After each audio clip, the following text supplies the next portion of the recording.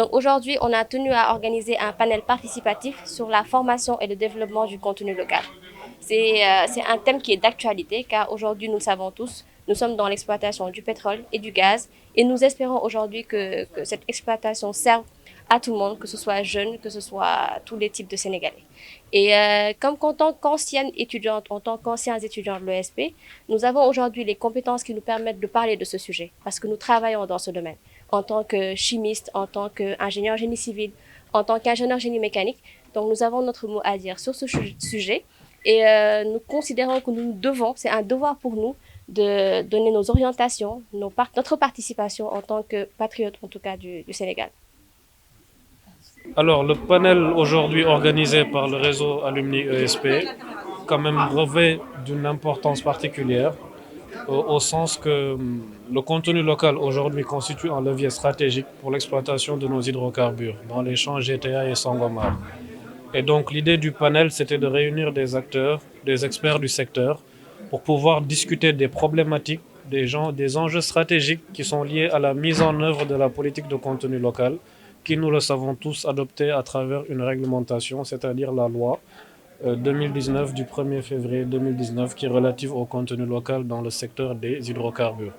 Et dans ce sens, nous sommes tous conscients du fait que la valorisation, en tout cas la mise en avant de la valorisation du capital humain, de la main-d'œuvre locale, la facilitation de l'accès aux acquisitions des biens et services constituent quand même des piliers fondamentaux pour le développement de nos projets pétroliers qui doivent donc contribuer au développement socio-économique de l'État du Sénégal et de sa population. Alors, à travers quand même les nouvelles autorités qui ont constitué, qui ont mis en place le référentiel Sénégal 2050, l'emploi des jeunes constitue quand même un pilier essentiel pour le développement économique de l'État du Sénégal et de la population sénégalaise de manière plus générale. Et aujourd'hui, le contenu local est une des solutions pérennes sur le long terme qui doit donc faciliter l'accès à l'emploi local, car aujourd'hui la loi confère la priorité à l'emploi local aux personnes physiques de nationalité sénégalaise. Et par conséquent, pour faciliter cet accès à l'emploi local, il faut des prérequis qu'il faut respecter. Des prérequis qui doivent être conformes aux normes et standards qui sont requis et attendus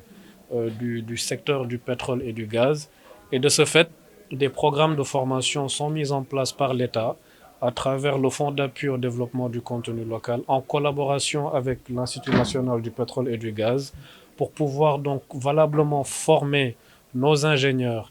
former la main-d'œuvre locale au niveau des emplois non qualifiés pour pouvoir donc leur garantir un accès certain à l'emploi pour une exploitation pérenne et apaisée de nos ressources, car comme la Constitution le stipule dans son article 25-1, ces ressources naturelles appartiennent au peuple et leur exploitation doivent contribuer donc à l'amélioration de leur cadre de vie. Le réseau des alumni de l'ESP moo organisé tey benn rencontre boo xamante ni dafa regrouper ay nit yu bëri yoo xamante ni ay seen xam-xam en tout cas màcc na ci secteur bi donc lu ñu bëggoon def la bu yàgg mais tey jii lañ ko mujjee def te comme que secteur bi daf ko laaj ñun dañu décidé en tout cas organiser benn réflexion ku nekk joxe sa avis ci ay points yu bëri donc comme thème d'actualité la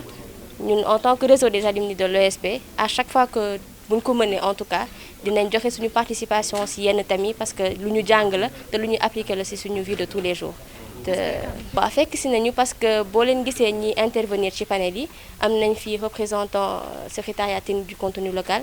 ministre du pétrole de l'énergie des mines yónnee na représentant gis ngeen fi DG Sarr gis ngeen fi représentant Petrosen ñoom ñëpp d'accord nañ en tout cas pour waxtaan ci ak ñun et comme que ñoom it dañuy recruter ñu bëri ñoo xamante ne ESP lañ jaaroon ñoom dañuy kontaan tey pour participer wala wax ci sujet bi donc ñoom fekk si nañu en tout cas. d'accord liñ ciy xaar bëri na parce que déjà ak bu ñu paree en tout cas si panel bi dinañ génnee benn document boo xamante ni ay axes d'orientation yu bëri dinañ ko ci génnee loolu ñun suñu participation la si lu ñu mën a wax lu mën a améliorer en tout cas secteur pétrole ak gaz bi.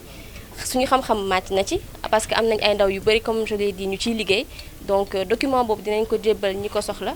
te loolu la ñuy nar a def ci jour à venir yi pour yeneen ak yeneen domaine ak yeneen secteur waaw ndaje bi tey daje bu am solo la daje la boo xam ni ESP réseau alumni ESP moo ko tënk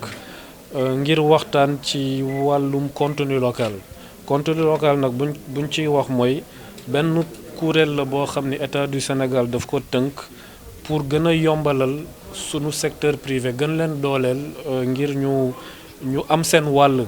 ci gafana réew mi maanaam ci investissement yi ñuy def ci pétrole ak gaz ci compagnie yu mag yi mais pour que ñu yombalal leen loolu dafa am quand même ay jéego yoo xam ne dañ ko ci war a def ci wàllum formation ci wàllum capacitation ngir sunu entreprise locale yi ngir main d'œuvre locale bi ñu mën a am compétence yi li leen war compétence yi compagnie majeure yi di xaar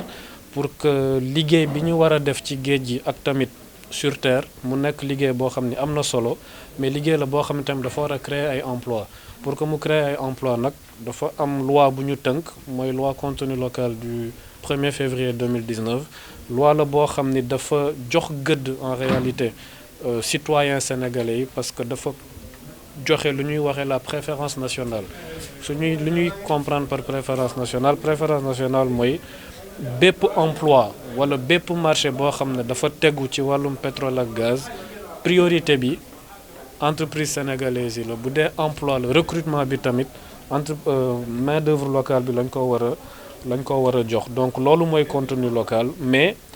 gis nañ ni tamit pour que loolu ñu mën ko tënk ci ay anam yu gën a leer te mu gën a yomb tamit am na ay programme de formation yoo xam ne war nañ ko war a def ndaxte secteur pétrole ak gaz secteur bu bees la Sénégal dafa laajte ay compétences yoo xam ni amaana ñun amaguñ ko mais contenu local moo war a permettre ndànk-ndànk plus ñuy gën a dem ci kanam compétences yooyu di développé wu ngir secteur privé gis ci boppam ci wàllum activité pétrolière yi mais tamit sénégalais yi emploi locaux yi ñu mën leen jox priorité bi ñu war a am ci wàllum recrutement pour justement combattre le chômage et tamit donc garantir l'accès à l'emploi